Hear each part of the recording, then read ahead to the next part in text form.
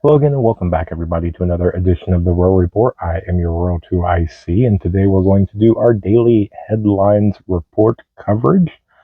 I know I put out a morning video. I've got a live stream tonight with Honey Hill Farms, and you're seeing this video, so you can see a lot of me today. But I want to try and keep this one semi-short. There's a few things that did make some head scratching, at least for me. So I wanted to pass along some things to you guys. Now we have got a decent amount of new members, so if you're new here, welcome. Thank you for joining and spending part of your Saturday with me, or if you're catching the replay, thank you anyway. Again, okay, in no particular order. Now, the overseas stuff, for the most part, is going to all kind of be right around Yemen. So, to kick things off, the head of the Yemen's Houthi Supreme Revolutionary Committee, it's a mouthful, he made a threat, and basically what he was saying is that any country that involves itself with the U.S. led coalition that they tried to do in the Red Sea, if anybody involves themselves, then they will lose maritime security and become a target. There's a lot of shipping containers that's already bowed out and said that they're not going to do it. They're going to redirect or find another way. But that is a very busy, very important strategic maritime way to get products, goods, oil, all the petroleum products, things like that. Keep in mind, as we said, was it yesterday or so, that is now controlled by BRICS. So this is something to probably really keep an eye on. Next is that the Houthis wasted no time and they went to social media and they just posted a very, very simple one statement. And that statement is, and I quote, "We are ready for war with America." End quote. Okay, simple, straight, right to the point. They didn't beat around the bush on that one. We will see. There's a lot of things that are heating up over there. A lot of countries are taking notice. And really, if you really want to see how they really feel, the Yemeni chief of staff made a demand to the U.S. that the U.S. hands over the Americans that killed the Houthis in the Red Sea. Now, this was the event to where they sent out, 4 boats, and the U.S. Navy took out 3 of them, killing, I think it was 10. Now, the chief of staff here for Yemen made his demands to hand over the Americans that were involved in the killing of them because they want them to stand trial. Now, he went on to further say that if the U.S. does not do this, then they will face unprecedented consequences. So, again, more threats.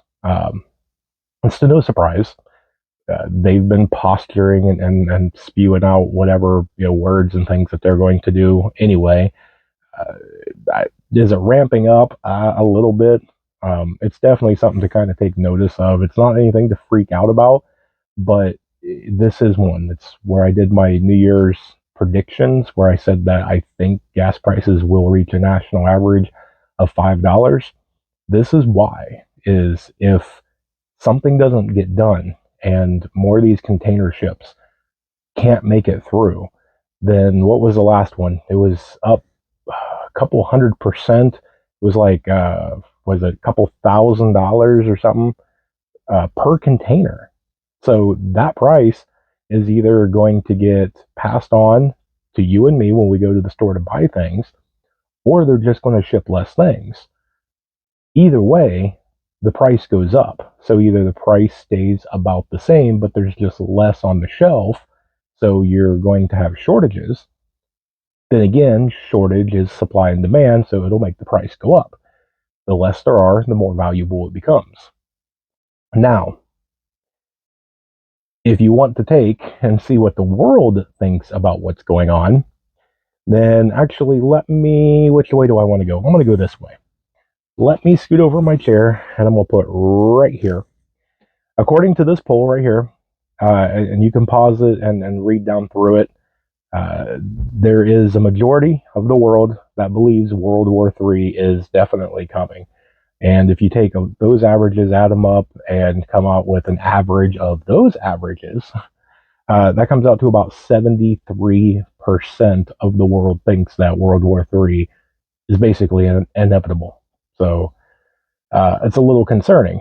Now, if you'll notice, all the countries is on there, the United States is not.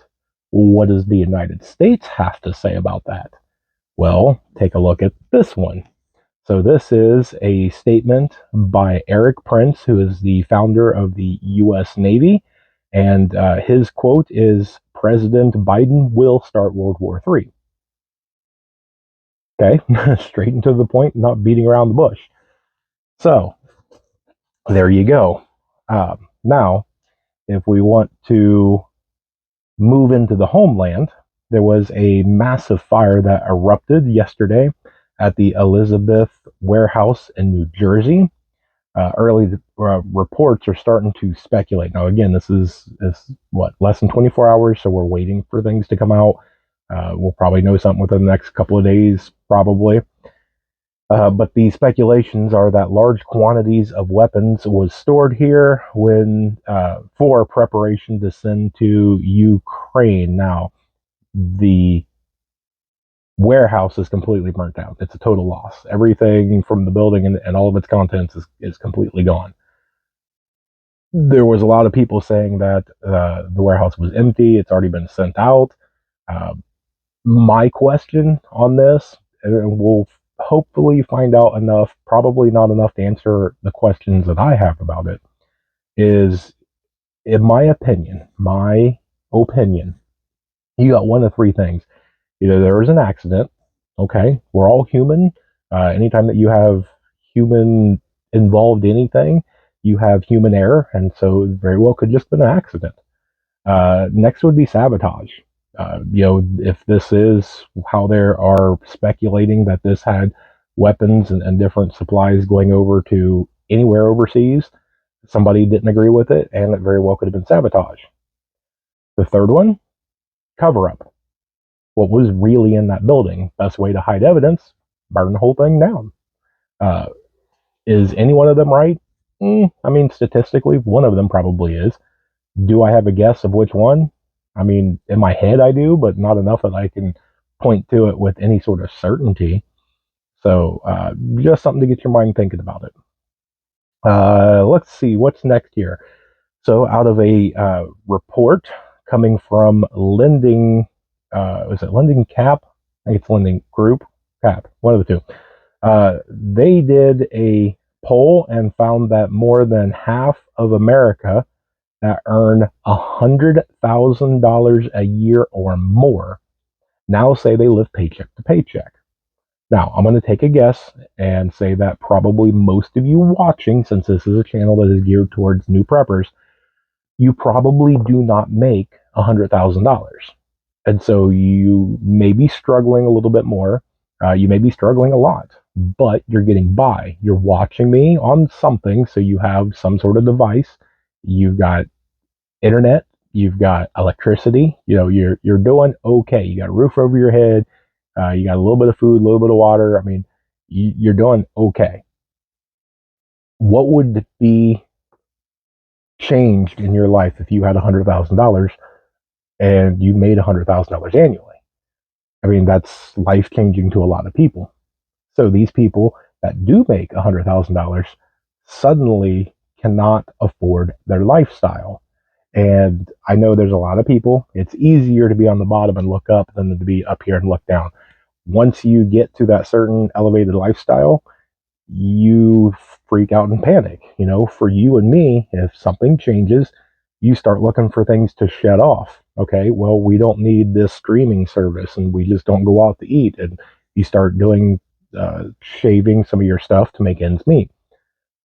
Sometimes for people that have an elevated lifestyle, beforehand, they could have that car, that luxury car, that was $600 a month. They could have a mortgage that was $3,000 a month. They could afford it. And they could, and more power to them. You're an American. You legally earn that money. You have full right to do with it what you want. And if you want to live to where you spend 90,000 of that 100,000 a year, that is your prerogative and your right, and you're free to do it. The thing is all it takes is a little bit of change, and suddenly it's very difficult to keep that simple or that level of a lifestyle. You have to go more simply. So it's going to be interesting to see how things go. That's usually where you see when suddenly the lower, I won't say lower end, when the cheaper stores, your dollar stores, your Dollar Generals, your Aldi's, things like that, when they start becoming more crowded and you start seeing more high-end luxury cars in the parking lot, that's a tall-tale sign that something in the economy is not doing very well. Let's see. So let's go over to one that I'm sure all of you are very aware of, the Alaskan Airlines emergency landing that they had to do.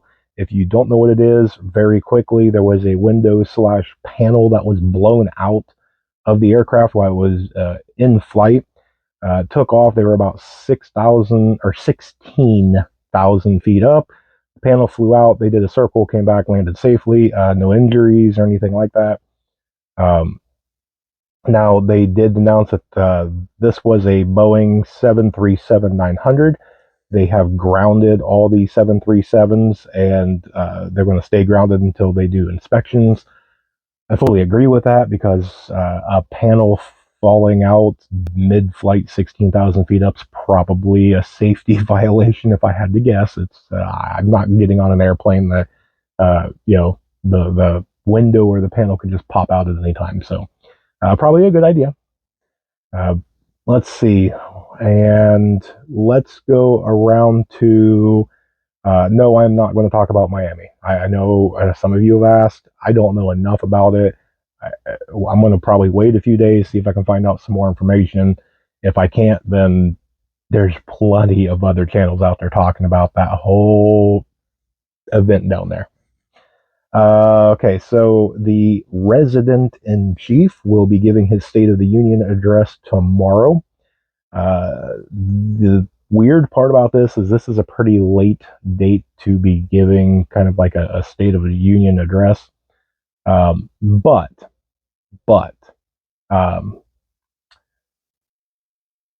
he recently made a claim that Trump plans to invoke the Insurrection Act, and if doing so, that would grant him the power to put U.S. military boots on the ground in American streets. Now, most people watching this channel are probably right-leaning and probably Trump supporters. Fair, it's good. And probably most people would look at that and laugh and say, no, he wouldn't do it. My thing is do I agree that he, if he becomes president, he wouldn't do that? Yeah, I would tend to agree. Could he? Yes, he could. He very well could. Will he? No, I don't believe he will. The problem that I have is a simple one-word: projection. You point at what you're going to do to your adversary or whoever's running against you or whatever, and try and get that event in their court.